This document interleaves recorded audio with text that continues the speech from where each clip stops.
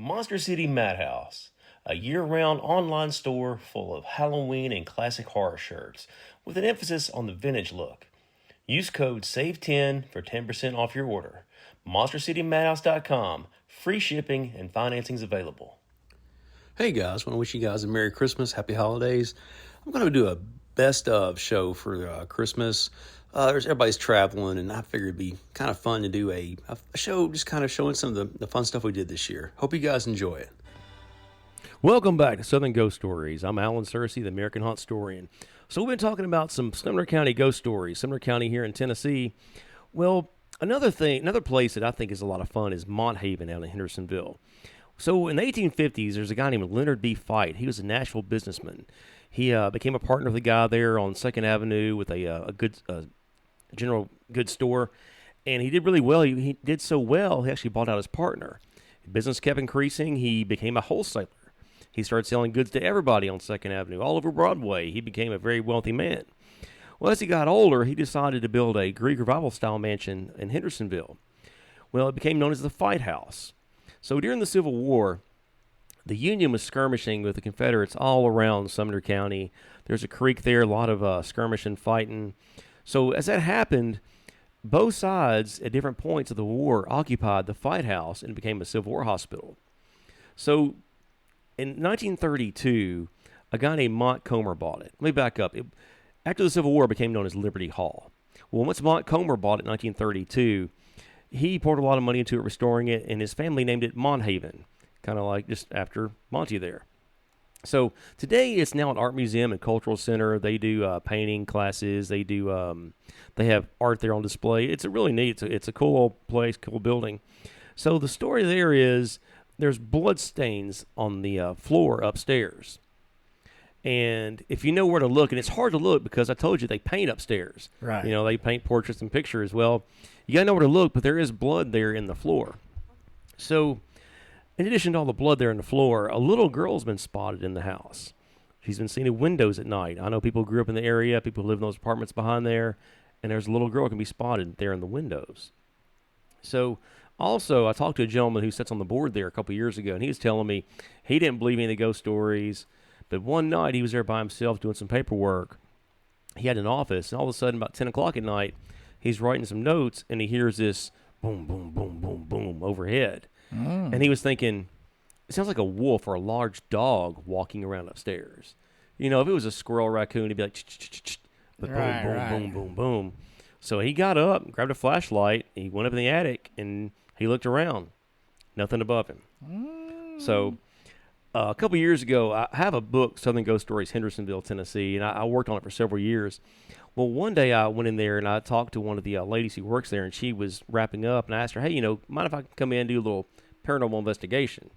So, I'm not like one of those guys on TV. I don't have thousands of dollars of equipment, but I do have, you can use your iPhone recorder, you can use a digital recorder, there's different things you can use, cat balls, you can use laser pointers, you can use flashlights. There's apps. There are apps for your phone. Ghost apps. And I'll get into that on a later date. But I have a couple of those. Well, what do you like to use, Lee? Let me bring them up and I'll tell you what they are. I use it's called Necrometer. Okay. And a lot of people online use these at grave sites. The Necrometer. How does it work? Well, what you do is you can either do text or speech, and you just turn it on and ask questions, and every now and then a word will come up. Sometimes it'll make sense, sometimes it don't.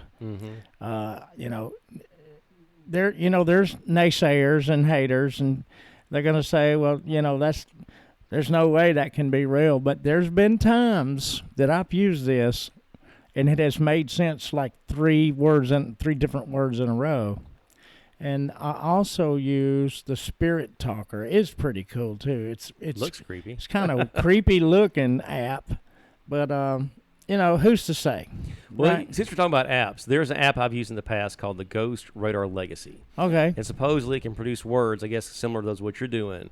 And the spirits can produce words on the phone, and they can speak to you that way. Right. Well, years ago, I think it was like 2019, 2020, wherever it was, I was at the shop on the Gallatin Square, Timeless Treasures, and I was showing the owner this app. and how it worked, how the words pop up. So I'm showing her this app. We're about to walk upstairs, and the word dropped appeared on my phone. At that exact moment, a customer was holding something by the stairs and dropped it. What was the word? Drop? Dropped. Okay. So the owner's laughing. She thinks it's the funniest thing. The word dropped appears, and the lady dropped something. So the next day, she uploads the app onto her phone and starts using it before the store opens. She's upstairs working on something, and she gets two words, two names on her phone. One was Dale. The other was Carter. Well, she goes downstairs. She's starting to work. FedEx pulls up their delivery for the day. The guy walks in, says Dale on the name tag. Okay. Her and all the girls just laugh. It's the funniest thing. Well, an hour later, Amazon pulls up with their delivery for the day. So Let me guess. The guy walks in. One of the girls says, "Oh, let me guess. Your name's Carter, right?" Yes, ma'am. How did you know? Show me your driver's license right now. Oh, wow. He pulls out his license. His name was Carter. But the really weird thing about it was he was lost.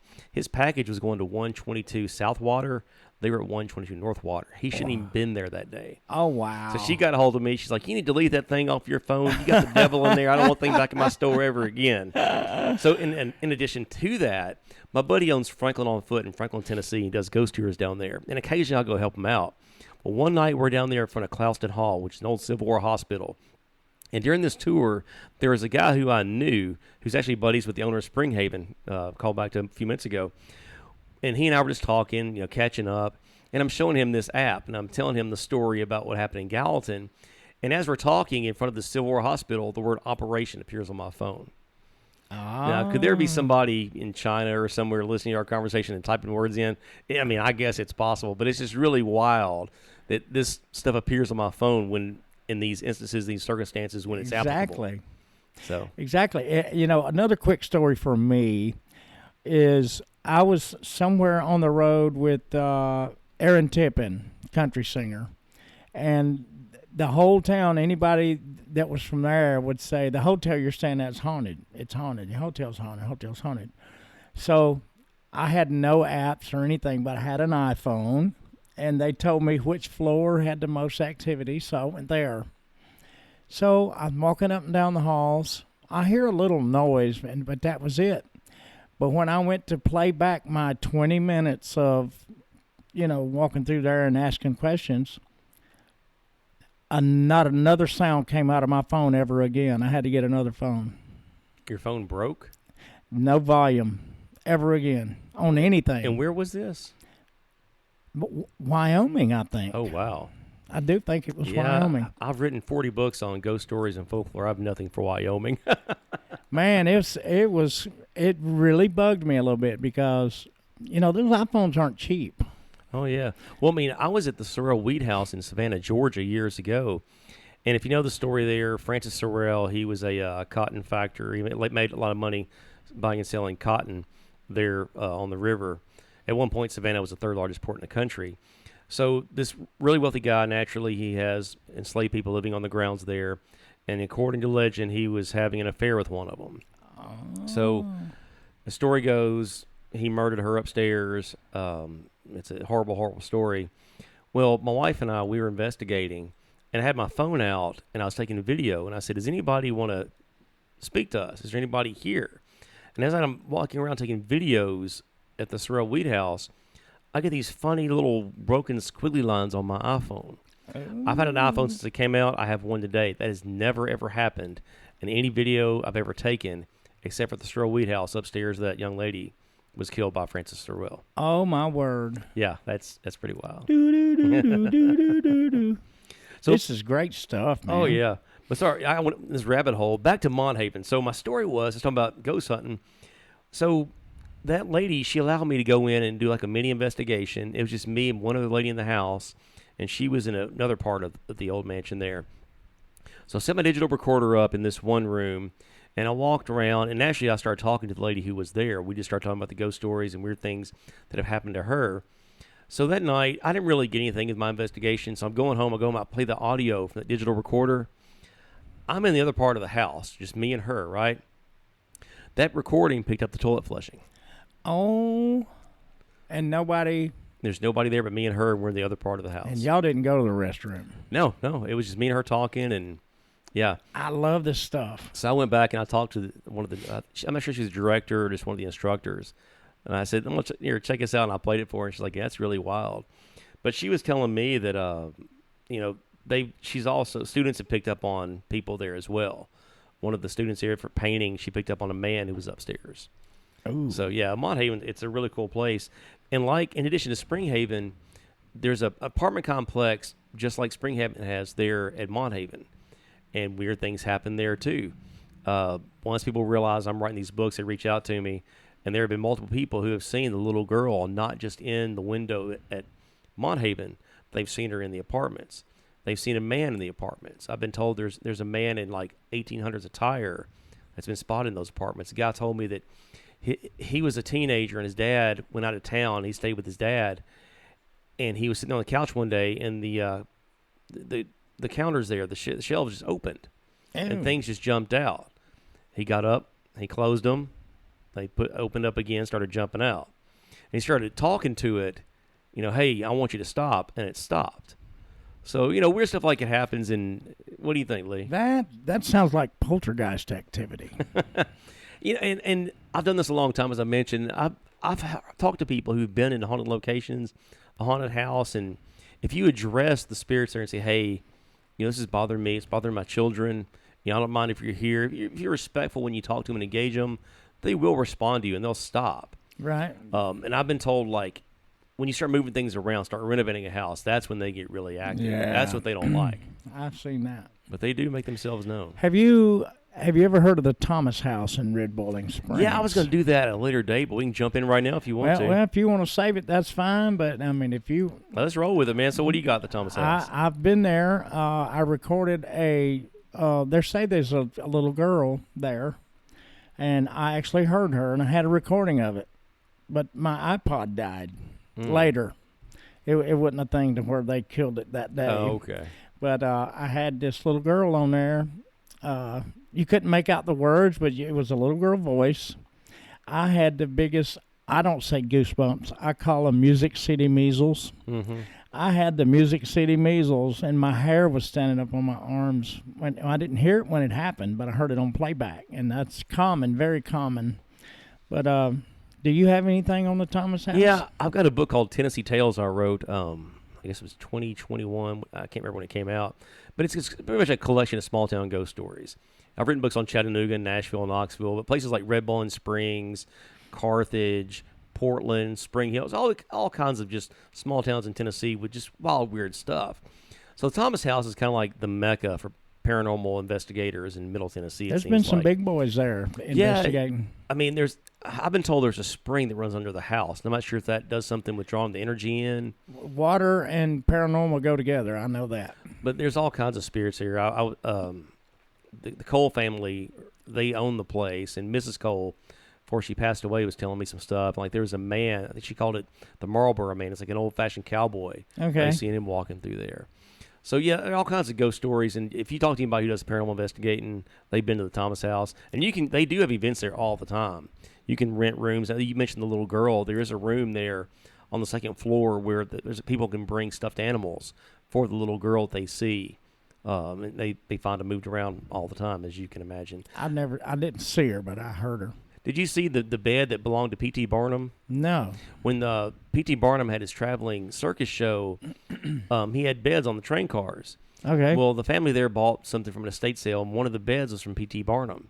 Wow. And they say that the bed will start jumping at night, and it'll buck people out of bed, and just weird things happen in that bed. Why can't that happen for me? I mean, I don't know. I guess certain... I think paranormal are more for certain people. People are chosen that are going to see things and witness things. I don't think it can happen to just anybody. Well, I lived in a haunted house in South Nashville for 10 years, and I never saw an apparition there. I had a trash can move my first night in the middle of the night, 8 feet into the kitchen. I had a light in the den. I would turn it off. In the morning, it would be on. Eventually, it happened so much, I just unplugged it and put it in the attic.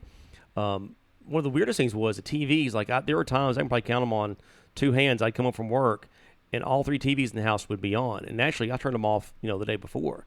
But at the same time, all 3 TVs be on in the house. Mm-hmm. So it was traveler's rest in South Nashville. We can jump into that. Gotcha. In 1300s, there was a Mississippi and Indian village there in South Nashville. Well, in the 1800s, Judge John Overton, who was a Superior Court justice and Andrew Jackson's best friend, bought the property. When he built his mansion there, he dug up 3 Indian stone box graves. He initially called his house Golgotha, House of the Skull. He got married, and his wife's like, let's call this place Traveler's Rest. A little more family-friendly. So all kinds of weird things happened there. In the 50s, my great-grandparents bought 2 acres from the Overton descendants. My great-grandfather passed away in the 90s. My great-grandmother in 05 or 06 was put in a nursing home. I was asked to move into the home and take care of the place, and I did. And I told you the first night things moved around. Well, one day something happened, so I hopped the fence and walked over to the mansion. And I asked the director there, hey, weird things are happening right over here across the fence. Is this place haunted? Oh, sir, I can assure you, there's no ghost stories here. Here we talk about the Native Americans, talk about the Overton family. There's no such thing as ghosts. So I saw somebody who was walking in, a volunteer, and she told me, hey, there's stuff going on here, but I can't talk about it. Oh. But you know what, Lee? We can't talk about it, and we'll do it right after the break. Sounds good to me. Check out the exclusive shirts from Monster City Madhouse, Gravestone, Rocktober, and Val Halloween. All that and much more at MonsterCityMadhouse.com. About there, Lee. And one of my favorite places to investigate and to visit is the Cash Saver grocery store on Gallatin Road there on Main Street. Cash Saver sits right there on the corner of Walton Ferry and Gallatin Road. See, Daniel Smith from Rockcastle, I mentioned earlier, he's a very wealthy guy. He was one of the first guys there in Hendersonville. Well, he built a grand mansion for his granddaughter there on the corner of Gallatin Road and Walton Ferry. Well, in 1964, it was torn down to build a shopping center. So in this little grocery store, weird things happen all the time. I have a surveillance video of a door opening all by itself. I have a video of a door closing and shattering. Oh, my. I talked to the assistant manager a couple of days ago. He's telling me that the power went out, I guess, a year or two ago, and he spent the night in the store. He's trying to sleep up in the office. He's hearing footsteps. He's hearing cooler doors open and close. All kinds of weird noises all throughout the store. I love that. I was talking to the deli manager, and the deli manager, she was telling me that she's like so insistent the place is haunted, and she kind of goes overboard sometimes because she'll say, oh, bread falls off the shelf. And, bread's kind of curved at the top. I want to be able to debunk what I can because if everything is haunted, nothing's haunted. But she told me one day she came in, there's this little toy car she keeps back there in the bakery office. One morning she came in, is laying on the floor, and all the doors are open. Ooh. So, yeah, I'm not sure how that happens. But I have a friend of mine I mentioned she's an empath. I brought her in there one day, and she was telling me that she picked up there is a guy named William, but he insists on being called Bill. And he kind of hangs around in the back part of the produce department where a lot of the noise comes from.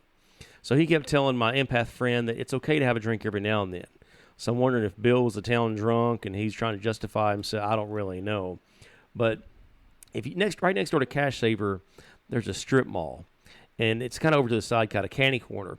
And if you're walking from Cash Saver to the strip mall, there's a cemetery with maybe a dozen headstones. Some of them kind of small and broken, but they're there. Well, in the mid-18th century, the Methodist Church in Hendersonville moved to right there on the corner, kind of catty corner, to where Daniel Smith's granddaughter used to live. In the 1960s, the church was torn down. Well, that cemetery, like I said, is still there. They tore the church down and moved on down the road, but they left their burying ground right there. And it's weird, the strip mall it's like right literally on top of these graves. And for a long time, it was all kind of grown up. The previous landlord there cared nothing for it. The man who owns it now is very respectful. He's a really nice guy. He goes back here and he pays for it to be cleaned up and takes care of things. But, yeah, it's the people who work there in the strip mall. I had a friend of mine. She worked in one of the stores. She told me one night she was there checking out a customer, one of the last customers of the day. She's about to leave. And all of a sudden, this man's head floated through the front door. Oh, my. And floated through the store. That got my attention. Yeah, it got her attention, too. There was a lady checking out. She dropped her stuff and took off, just running out the front door. So as my friend's telling me the story, another girl who works in the store walks up to me and said, hey, are you guys talking about the ghost? Well, yes, ma'am. You got a story, too? She said, yeah, well, one night I was back here facing things up, getting ready to close down, and I hear somebody shuffling their feet. And she said, I knew I was the only person in the store. I was about to leave. She turns around. As she turns around, there's a stack of Pringle cans or whatever just falls into the floor all by itself. So, yeah, just weird stuff like that happens. I'd actually do a ghost tour in Hendersonville in October. I call it the Haunted Hendersonville Tour. kind of walk around the strip mall and just tell stories. That graveyard's fun to walk through. We got to do something together, bro. Oh, yeah. Hey, October's coming, man. I'm down. We have to do it. So the empath also told me that the cemetery there that kind of butts up to the Cash Saver parking lot, it actually goes underneath the parking lot. She picked up that there's a potter's field, which is where the people who are too poor to afford headstones would be buried. Okay. So they put them in the back part of the property, just, hey, throw you in a box and put you down there. She said there's more folks she picks up with her empath abilities that are buried there under the concrete. That's just time is just forgotten about. So, yeah, I don't know. It's pretty wild. Wow, just to remind y'all, listening to WQKR 101.7 FM, 1270 AM, we're talking to Alan Searcy. It's your show, man. Welcome to WQKR, Yeah, man, it's going to be fun. I'm looking forward to doing this every week. Oh, come on. So another place in Hendersonville, Tennessee, Hazel Path. So 1857, Daniel Smith Donaldson, who's Andrew Jackson's nephew, he was a descendant of Daniel Smith. Daniel Smith's daughter actually married Andrew Jackson's nephew. So they were kind of, big families there mingling with one another. But Daniel Smith Donaldson built a 2-story Greek revival mansion there on the front side of the peninsula, kind of facing Gallatin Road, for his wife and 10 children. Well, 4 years later, the Civil War breaks out, and he's a brigadier general in the Confederate Army. And I told you, he's kind of a bigwig. The families are married, Andrew Jackson. Well, Fort Donelson, during the Civil War, it was named after Daniel Smith Donaldson. But unfortunately, Daniel Smith Donaldson, he didn't really get to live to see much of it because in 1863, he died from dysentery. And if you don't know what that is, I just implore you to Google it because I don't want to describe that on the radio. What do you think, Lee? I know exactly what it is, and I agree with you. But there's all kinds of stories about, or there used to be stories about Hazel Path being haunted, but there's not so much anymore. The guy who owns the building now, it's an office building. He has his corporate office there. He was telling me he'd heard stories, and when he first moved in, he kind of wanted to see if it was haunted too. So he said when he first moved in, there was a strange, smell of cigars there by the staircase. But once he puffed out his septic tank, the cigar smoke smell went away. So he thinks it was just something jammed up with the septic tank, and that was causing that odor there. But I talked to a guy doing one of my haunted tours who works for AT&T. He said back in, I guess, the 90s, early 2000s, he was under the house, and he's working on the wiring there. And the person who let him in was outside watching him from, I guess, the cellar door. And he's hearing footsteps just clomp, clomp, clomp, clomp above him. So he gets out, and he sees the caretaker right there with him. He's like, well, who's inside the house? He said, nobody. He said, well, somebody's in there walking around. He said, well, that's impossible. The door's locked. So there are some stories there.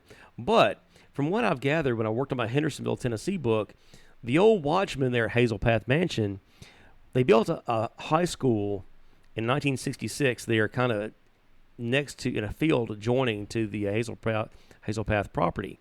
Well, once they built the school there, the watchman said the house stopped being haunted, and whatever was there left and went to the school. And if you know, it's now Ellis Middle School. It used to be Hendersonville High School. Everybody that went to high school that goes to Ellis, they have stories. Teachers have stories. Kids have stories. I got a cousin of mine went there and said that you could hear, in nighttime, you'd hear footsteps, just racing around up above you. It was kind of thing. Talked to a guy, told me that he volunteered to go in there overnight on like a dare to sleep, and they ran him out. The footsteps and noises, the voices, the whispering, him and his buddies couldn't make it. Oh, my So, God. yeah, it's really just really wild stuff there. So I kind of want to stick with Sumner County today. That's kind of my thing. And one that I've been really want to dig into is Cragfont. Have you been to Cragfont, Lee? No. Have you heard the stories about Cragfont? I have not, but I got a feeling I'm about to. You are about to, sir. So Cragfont, they say, it's like Rock Castle. It's a state-owned site. It's a big grand mansion built from limestone. So like they say, the limestone traps the energy, I guess, kind of like Rock Castle. So in 1790s, James Winchester, he was he fought in the Revolution. He came west to get his granted land. He built that limestone mansion, and he completed it in 1802. So James Winchester, he served in the Revolution. He was in the 3rd Maryland Regiment that fought against the Crown. His younger brother George followed him to Sumner County, became a magistrate. Well, one day he was headed to Gallatin for some business on the square there, and he ran into some Native Americans, and they beat him, they shot him, and they scalped him. So naturally, that didn't sit too well with his brother, James Winchester. And James, a couple years later, he rounded up a big group of men there in Sumner County and launched a raid on the Native Americans who were giving him and his family problems. And they pretty much ran him out for the time being. They pretty much stopped the Native Americans from attacking the families. If you go up there to Cragfont, on the way you'll see this. There's a great big mound out in the field. There are Native American burial mounds out there at Cragfont, and I'm going to get to that probably either later show or maybe even tonight. We'll see. But Cragfont, there's all kinds of weird things, and I've been told it's the most haunted place in Sumner County, if not Tennessee. Doors open, voices, footsteps, humming, whistling. General Winchester's rifle hangs in his office. And it's kind of like just a common known thing that you can come in one morning and that rifle is going to be somewhere else in the house. The general likes to move his rifle around. Oh, my. Yeah. I talked to a guy, or someone who worked at the house. He told me that there was a preacher there taking a tour years ago. And they went upstairs. It's kind of, I think there's about 3 stories. The upstairs is where they call the nursery, the children's room. Well, this preacher, he got a call from one of his, a member of his congregation who had having some problems. And the person asked the preacher, hey, would you please pray for me? Well, the preacher started praying for that individual. And as he's praying, he told someone that he felt like someone was choking him. Someone grabbed his throat, and the windows upstairs started rattling as he was trying to pray. Oh, my word. Yeah, that's like some... that's evil. That's like some B horror movie kind of stuff right there. Mm-hmm. But it's not just him. There's stories, the old caretaker. He was a former Tennessee Highway Patrolman who lived at the house. A face of a clock. He was walking upstairs on the landing there to the, I guess, the second or third level. The clock door fell off and like cut his nose. There's video surveillance footage of books jumping off shelves trying to hit him. It's one of the weirdest, wildest things, and it's kind of like Sumner County lore. Another thing someone told me about. This guy was telling me when I did my Ghost of Gallatin book 2018, 2019, I was researching it. And actually, when you write books, I go all these places on the square and start talking to people about local ghost stories. Well, this guy told me that he was part of the grounds crew at Cragfont. Him and his cousin or whoever it was, they mowed the yard there. He said that one day they were mowing the yard and they were joking about the place being haunted. As he's mowing the yard, his hat blew off his head. He hopped off the mower and he ran 20, 30 yards because the wind blew the hat all the way across the property. He got to the hat, I guess it's up a tree or against a fence. The hat was on fire. What? Yeah, I'm telling you, Cragfont, there are so many just really weird, wild stories. And back to the caretaker, I think this was on the news. He was walking downstairs one day, and a noose appeared out of nowhere and grabbed him by the neck. It tugged. A noose? It tugged, and he tried to pull it off, and he heard somebody laughing behind him. And the noose went limp around his neck. Yeah, that's some pretty wild stuff. That's when I'm leaving. I was talking to a director of another historic site in Sumner County, and they were telling me that there was some kind of meeting they had one night. They all met and were talking about the budgets or just boring meeting stuff. And they said they were talking to someone from Cragfont. Said the day before they installed a new security system, and that morning when they came in, all the wires and cameras had been ripped out of the walls and thrown into the floor. Oh my gosh! Yeah, it's time to leave. So I've had some experiences at Cragfont myself.